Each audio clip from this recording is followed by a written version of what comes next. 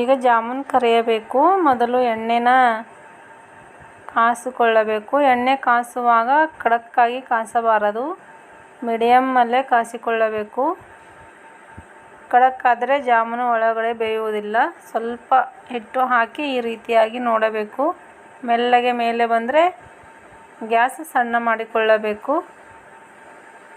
ಇವಾಗ ಒಂದೊಂದೇ ಆಗಿ ಜಾಮೂನುಗಳನ್ನು ಹಾಕೋಣ.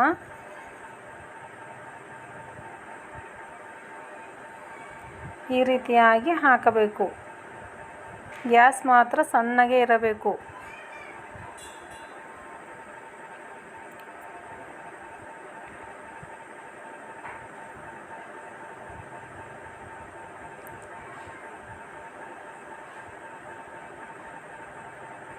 ನೋಡಿ ಎಷ್ಟು ಚೆನ್ನಾಗಿ ಉಬ್ಬುತ್ತಿವೆ ಅಂತ. ಸಣ್ಣ ಸಣ್ಣ ಇರುವುದು ದಪ್ಪ ದಪ್ಪ ಆಗಿದೆ.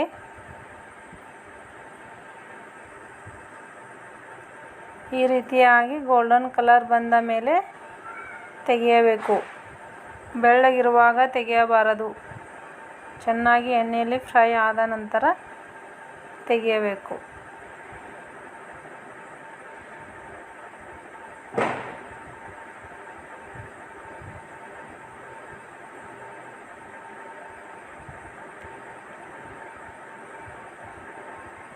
ಈಗ ಇದನ್ನು ಒಂದು ಕಡೆ ಇಡೋಣ.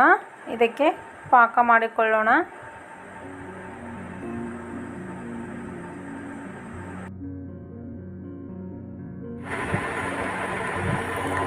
ಪಾಕ ಮಾಡಿಕೊಳ್ಳುವುದಕ್ಕೆ 2 ಗ್ಲಾಸ್ ನೀರು ತಗೊಂಡಿದ್ದೇನೆ. 2 ಗ್ಲಾಸ್ ನೀರು ಕುದ್ದು 1 ಗ್ಲಾಸ್ ಆಗಬೇಕು. ಅಷ್ಟು ರೀತಿಯಾಗಿ ಕುದಿಸಬೇಕು. 1 ಗ್ಲಾಸಿಗೆ ಸ್ವಲ್ಪ ಕಡಿಮೆ ಸಕ್ಕರೆ ತಗೊಂಡಿದ್ದೇನೆ. ಸಕ್ಕರೆ ಜಾಸ್ತಿ ತಿನ್ನುವವರು ಜಾಸ್ತಿ ಹಾಕಬಹುದು. ಈಗ ಇದು 2 ಗ್ಲಾಸ್ ಇರುವ ನೀರು 1 ಗ್ಲಾಸ್ಗೆ ಬರಬೇಕು ಕುದ್ದು. ನೋಡಿ ಈ ರೀತಿಯಾಗಿ ಬರ್ತಾ ಇದೆ.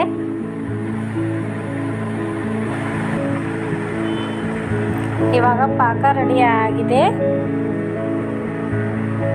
ಈಗ ಇದರಲ್ಲಿ ಸ್ವಲ್ಪ ರುಚಿಗೆ ಟೇಸ್ಟಿ ಬರಬೇಕು ಅಂದರೆ ಸ್ವಲ್ಪ ಉಪ್ಪು ಹಾಕೊಳ್ಳೋಣ, ಚಿಟಿಕೆ.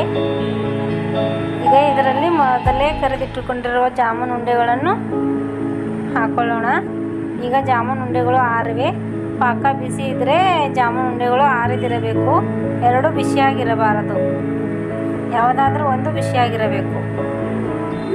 ಈಗ ಇದರ ಮೇಲೆ 5 ನಿಮಿಷ ಮುಚ್ಚಿ ಇಟ್ಟರೆ ಬಿಸಿ ಬಿಸಿಯಾದ ಜಾಮೂನು ರೆಡಿ. ಈ ವಿಡಿಯೋ ನಿಮಗೆ ಇಷ್ಟ ಆದರೆ ಲೈಕ್ ಮಾಡಿ, ಶೇರ್ ಮಾಡಿ ಹಾಗೂ ಸಬ್ಸ್ಕ್ರೈಬ್ ಮಾಡಿ. Bye friends.